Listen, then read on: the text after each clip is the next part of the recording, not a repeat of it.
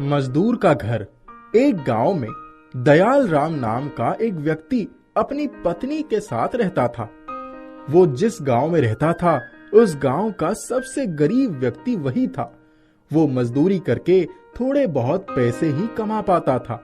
उसके पास रहने को ढंग का घर नहीं था, खाने को 2 समय का खाना नहीं था और ना ही अच्छे अच्छे कपड़े थे। गांव वाले दयाल राम और उसकी पत्नी की जरा भी इज्जत नहीं किया करते थे। जिस कुएं से बाकी गांव वाले पानी लेते थे, अगर उस कुएं से पानी लेने दयाल राम या उसकी पत्नी चली जाती थी तो सभी उन्हें भगा दिया करते थे। एक दिन दयाल राम की पत्नी बहुत उदास होकर दयाल राम से बोली, हमारी क्या गलती है जो गांव वाले हमारे साथ ऐसा बर्ताव करते हैं? हमने तो कभी किसी का बुरा नहीं किया। दयाल राम अपनी पत्नी को समझाते हुए कहा, अरे तुम चिंता क्यों करती हो? मैं हूं ना। तुम देखना, एक दिन यही गांव वाले हमसे मिलने के लिए लाइन लगा देंगे। मजदूरी करके भी उतने पैसे नहीं कमा पाता हूँ जितना बाकी कमा लेते हैं, लेकिन तुम देखना, एक ना एक दिन हमारा भी सम्मान होगा। दयाल राम दिल का बहुत ही अच्छा इंसान था। वो कभी किसी के साथ बेईमानी नहीं करता था। यही उसकी सबसे बड़ी खूबी थी। एक रात बहुत जोर की आंधी आई। दयाल राम का घर कच्चा घर था, इसीलिए उसे डर लगने लगा कि कहीं उसका घर पानी के बहाव के साथ बह ना जाए। दयाल राम और उसकी पत्नी ने कुछ जरूरी सामानें अपने हाथों में उठा लिया और पास ही अपने भाई के घर चलने लगे।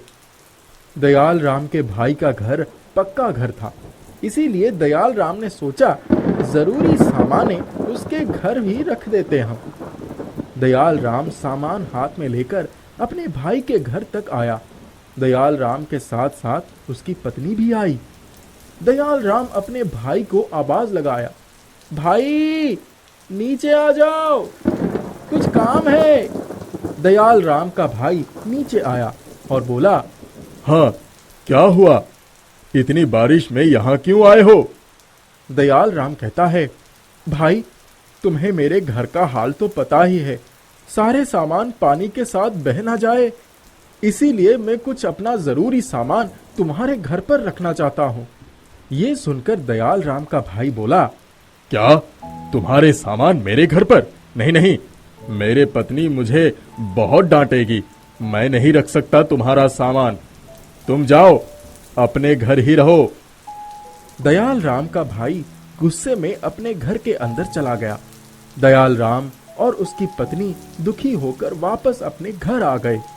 बारिश बहुत जोर से हो रही थी, इसीलिए दयाल राम और उसकी पत्नी अपने सामान और घर की रखवाली करने के लिए पूरी रात जागे रहे। सुबह हुई। अब तक बारिश छूट चुकी थी। अब ऐसी बरसात की स्थिति में दयाल राम को एक भी काम नहीं मिल पा रहे थे। कुछ महीने इसी तरह गुजर गए। एक बार दयाल राम के गांव में शहर के कुछ अमीर व्यक्तियों ने मिलकर मेला लगवाया। उन लोगों ने वहां 1 सप्ताह का मेला लगवाया। सभी अमीर व्यापारी अपने अपने महंगे गाड़ी में गांव में मेला देखने आए। एक व्यापारी अपनी गाड़ी से गांव तक आ गया। अचानक जोर जोर से बारिश होने लगी। उस व्यापारी की गाड़ी कीचड़ में फंस गई। वो बहुत कोशिश किया, लेकिन उसकी गाड़ी कीचड़ से नहीं निकली। बारिश बहुत तेज हो रही थी। गांव के कुछ लोग वहां से गुजर रहे थे तो व्यापारी ने उनसे मदद मांगी। सभी ने कहा, इतनी बारिश में हम क्यों मदद करेंगे? ऐसा कहकर सभी वहां से भागे। लगातार बारिश हो ही रही थी। व्यापारी जैसे ही आवाज देकर बुला रहा था, सभी उसकी मदद करने से इनकार कर रहे थे। दयाल राम सभी जगहों से काम मांगकर निराश होकर घर लौट रहा था। बारिश बहुत तेज हो रही थी, इसीलिए वो दौड़ता हुआ घर की ओर जा रहा था। तभी उसने देखा एक गाड़ी कीचड़ में फंसी हुई थी। उसे मुसीबत में देखकर दयाल राम गाड़ी के पास आया और उस गाड़ी को कीचड़ से निकालने में मदद करने लगा। गाड़ी के चक्के कीचड़ में अंदर तक धंस चुके थे। दयाल राम कहता है, साहब, इसके चक्के अंदर तक धंस गए हैं। मैं पास से सारे कीचड़ हटाता हूँ, आप गाड़ी निकालने की कोशिश करें। थोड़ी मशक्कत करने के बाद गाड़ी के चक्के कीचड़ से निकल गए। गाड़ी थोड़ी आगे तक गई। दयाल राम उसे देख रहा था। तभी अचानक उस गाड़ी में से एक व्यक्ति निकला और वो दयाल राम के पास आया। वो व्यक्ति दयाल राम से बोला, हेलो, तुम कौन हो? मेरा नाम दलजीत है। मैं शहर में व्यापार करता हूँ। दयाल राम उस व्यापारी को देखकर थोड़ा घबरा गया। दयाल राम कहता है, जी मेरा नाम दयाल राम है। मैं कई सालों से इसी गांव में रह रहा हूँ। दलजीत कहता है, अच्छा, वैसे तुम बहुत अच्छे इंसान हो। पिछले आधे घंटे से मैं यहीं फंसा था। किसी ने मेरी मदद नहीं की, सिर्फ तुमने मेरी मदद की, तब जाकर मैं निकल पाया। मैं यहाँ मेला देखने आया था। दयाल राम कहता है, जी कोई बात नहीं, दूसरों की मदद करना तो हमारा फर्ज है। अब बारिश रुक चुकी थी। दयाल राम वहां से जाने लगा। तभी दलजीत ने उसे रोका। उसने कहा, मुझे अपने घर नहीं ले जाओगे क्या? दयाल राम कहता है, नहीं साहब, मुझ जैसे गरीब के घर जाकर आप क्या करोगे? मेरे घर में चारों ओर पानी ही पानी भरा है। आप मेला देखने जाइए, मैं घर जाता हूँ। दलजीत कहता है, नहीं नहीं, अब तो मैं एक बार तुम्हारे घर चलकर ही रहूंगा। दयाल राम कहता है, जी अब आप इतना कह ही रहे हैं तो चलिए। दयाल राम दलजीत को अपने घर लेकर आया। दयाल राम की पत्नी पानी से बचकर एक और बैठी थी। दयाल राम कहता है, देखो साहब आए हैं हमारे घर, जाओ कुछ खाने को लेकर आओ। दलजीत दयाल राम का घर देखकर बहुत उदास हो गया। दलजीत कहने लगा, तुम क्या काम करते हो? दयाल राम कहता है, साहब क्या बताऊं आपको, मैं तो कब से काम की तलाश में हूं, कोई काम ही नहीं देता। इधर उधर से घूमकर कुछ मजदूरी का काम कर लेता हूं। बारिश की वजह से अब वो भी बंद है। तब तक दयाल राम की पत्नी एक प्लेट में एक गुड़ का ढेला लेकर आई और बोली, साहब हमारे घर में अभी यही बचा है, कृपया इसे ही खा ले। दलजीत कहता है, हाँ हाँ, क्यों नहीं। दलजीत दयाल राम से बोला, तो तुम्हें कोई काम नहीं मिल रहा। अगर तुम चाहो तो मैं तुम्हें काम दे सकता हूँ। दयाल राम खुशी से बोला, क्या क्या सच में आप मुझे काम देंगे? दलजीत कहता है, हाँ, शहर में मेरे पास बहुत से काम होते हैं। सोच रहा था किसी ऐसे व्यक्ति को अपने साथ रख लूं जो मेहनती और ईमानदार हो। तुम्हें देखकर मुझे ऐसा लगता है कि तुम में ये दोनों गुण है। दयाल राम कहता है, साहब कैसे काम करना होगा, कहाँ काम करना होगा, आप ये सब मुझे बता दीजिए, मैं आपके साथ काम करने के लिए तैयार हूँ। दलजीत कहता है, कोई जरूरत नहीं इस घर में रहने का। कुछ ही दिनों में मैं तुम्हें लेने आऊंगा। कल से तुम मेरे साथ शहर में काम करोगे और वहीं रहोगे। मैं तुम्हें नया घर दिलवा दूंगा। ये सुनकर दयाल राम और उसकी पत्नी दोनों बहुत खुश हुए। दयाल राम पूरे गांव में घूम घूम कर इस खुशी को बांटा। गांव वालों को विश्वास नहीं हो रहा था कि दयाल राम सच बोल रहा है। कुछ दिनों बाद दलजीत अपनी गाड़ी लेकर गांव आया और दयाल राम के घर के पास रुका।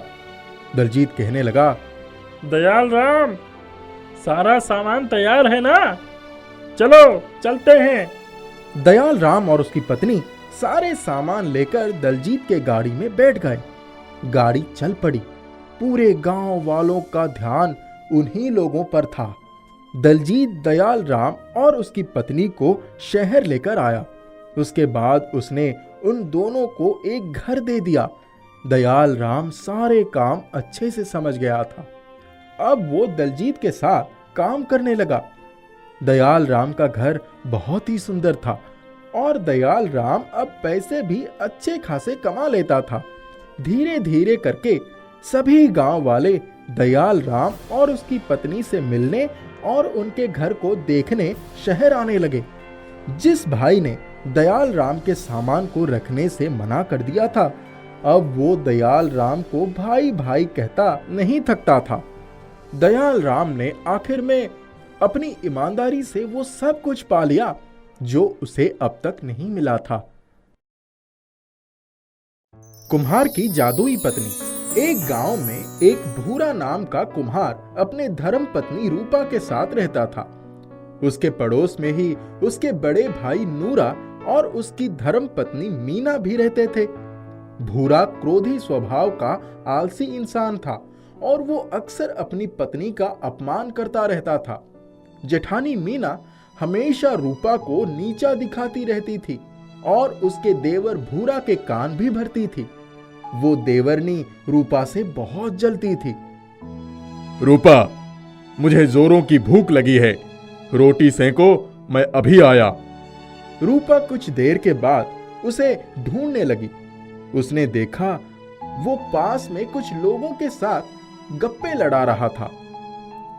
चलिए ना, खाना खा लीजिए। तू यहाँ कहाँ चली आई? देख नहीं रही है मैं कुछ जरूरी बातें कर रहा हूँ। जा यहाँ से, मैं आता हूँ। रूपा साधारण रूप रंग की थी। वो प्रतिदिन पूजा पाठ करती थी और भगवान से अपने परिवार की खुशी के लिए प्रार्थना करती थी। प्रतिदिन गाय और कुत्तों को रोटी खिलाती थी। एक दिन भूरा को कुछ पैसों की जरूरत थी। रूपा, कुछ रुपयों की जरूरत है, अपने मायके से लेकर आ जा। मैं मायके पैसे मांगने के लिए नहीं जाऊंगी। वो लोग पहले से ही बहुत परेशान हैं। मैं भी तो परेशान हूँ। तू जब से आई घर की बरकत चली गई। आप बताइए, मेरा कसूर क्या है? कसूर तेरा नहीं, मेरा है, जो मैंने तुझे अब तक अपने साथ रखा है। अब यहाँ से दफा हो जा। मैं अब कहाँ जाऊंगी? मायके जा, मामा के यहाँ जा, कहीं भी जा, यहाँ से निकल जा। भूरा ने डंडा उठा लिया था। रूपा ने बेवश होकर अपने कपड़ों की गठरी उठाई और भारी मन से चल पड़ी। चलते चलते वो थक कर एक बड़े पेड़ के नीचे बैठ गई। उसे ऐसा लगने लगा कि इस जीवन से क्या फायदा। वो पास ही बहती हुई एक नदी की तरफ बढ़कर उसमें कूदने ही जा रही थी कि अचानक नदी के पानी के बीच एक जलदेवी प्रकट हो गई। रुक जाओ पुत्री, आत्महत्या करना पाप है। तुम्हें क्या कष्ट है, मुझे बताओ। मैया, हम बहुत गरीब हैं। मेरे पति भी मुझसे नफरत करते हैं। उन्होंने मुझे घर से निकाल दिया है। पुत्री, तुम रो मत। तुम बहुत नेक दिल, परिश्रमी और दयालु और परोपकारी हो। तुम्हारे धर्म और कर्म का पलड़ा भारी है। इसीलिए मैं तुम्हें एक जादुई शक्ति देना चाहती हूँ। जल देवी ने नदी का जल हाथ में उठाकर अभिमंत्रित करके रूपा के ऊपर छिड़क दिया। रूपा एक बड़ी रूपवान स्त्री बन गई। तुम्हारे अंदर अब जादुई शक्ति आ गई है। तुम सोना, चांदी, रुपया, पैसा, कोई भी सामान चाहोगी तो तुम्हें शीघ्र ही मिल जाएगा। अब अपने दोनों हाथ आगे करो और कहो, सोना, चांदी, रुपया, पैसा। रूपा ने मन में वही बात दोहराई और अपने दोनों हाथ आगे किए और उसके हाथ में एक स्वर्ण आभूषण और रुपए पैसे से भरी हुई थैली आ गई। ये थैली अपने पास रख लो। ये दौलत तुम्हारे काम आएगी। अब मैं यहाँ से जा रही हूँ। रूपा ने दोनों हाथ जोड़ लिए और जलदेवी हाथ उठाकर आशीर्वाद देती हुई जल में चली गई। कुछ देर के बाद रूपा ने मुड़कर देखा तो उसका पति भूरा खड़ा था। रूपा, अरे ये क्या, तुम्हारा तो पूरा कायाकल्प हो गया है। यह चमत्कार कैसे हुआ? यह थैली में क्या है? देखूं देखूं। अरे बाप रे, इतना सोना और पैसा। रूपा ने जलदेवी की द्वारा किए गए चमत्कार की सारी घटना भूरा को बता दी। भूरा रूपा को लेकर अपने घर में लौट गया। रूपा ने जादुई शक्ति से आमूल परिवर्तन कर दिया। भूरा और रूपा की संपन्नता बढ़ती चली गई। यह परिवर्तन देखकर भूरा का भाई नूरा और भाभी मीना दोनों आश्चर्य में पड़ गए। वे मन ही मन बहुत जलने लगे। मीना, ऐसा लगता है भुरवा की कोई लॉटरी लग गई है। उसके तो रंग ढंग ही बदल गए। ये करमचली रूपा ना जाने कैसे इतनी सुंदर हो गई। अच्छे गहने कपड़े पहनकर वो जमीन से 4 फुट ऊपर चलने लगी है। एक काम करो मीना, तुम सीआईडी बनकर पता लगाओ, आखिर इस संपन्नता का राज क्या है। मैं आज से ही क्या, अभी से ही इस काम में लग जाती हूँ। इसका राज जाने बिना मुझे भी चैन कहाँ मिलेगा। अरे रूपा, तुम्हारे तो बड़े ठाठ हो गए हैं। सुंदर गहने, सुंदर कपड़े, सुंदर चेहरा, सुंदर घर, चारों तरफ सुंदरता और संपन्नता का ही पास है।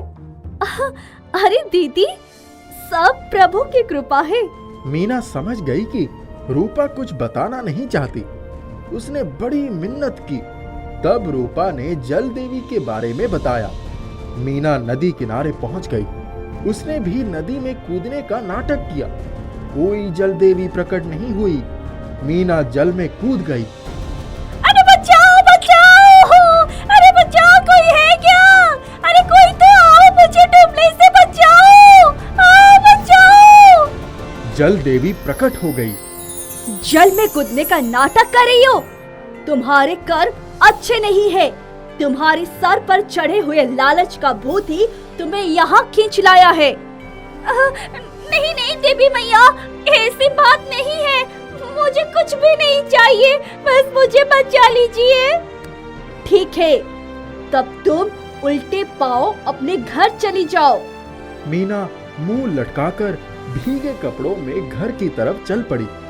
रास्ते में ही उसे तेज सर्दी और जुकाम के साथ बुखार हो गया। घर पहुंचते ही वो खटिया पर गिर पड़ी। रूपा उसे देखने के लिए आ गई। दीदी, क्या हुआ? क्या तुम्हें जलदेवी मिली थी? मिली तो थी, पर कुछ धन दौलत मिली नहीं। उसके बदले में सर्दी, जुकाम और बुखार मिल गया। पूरा बदन टूट रहा है। हाय, मर गई रे। दीदी रुक जाओ, चिंता मत करो, अभी ठीक कर देती हूँ। रूपा ने मन ही मन अपनी जेठानी के स्वास्थ्य लाभ की इच्छा जताई और मीना झट से ठीक हो गई। अरे रूपा, तूने तो जादू कर दिया। मैंने सदैव तेरा बुरा चाहा, लेकिन तू मेरे हृदय से निकाली। मुझे माफ कर दे। अरे दीदी, आप बड़ी है, माफी मत मांगिए। भूरा, इधर आओ। मैंने हमेशा झूठ कहकर तुम दोनों के बीच में जहर घोला। मैं माफी मांगती हूँ। तेरी पत्नी लक्ष्मी है, हमेशा इसका सम्मान करना। रूपा, मुझे माफ कर दो। तुम मेरे घर की वास्तविक लक्ष्मी हो।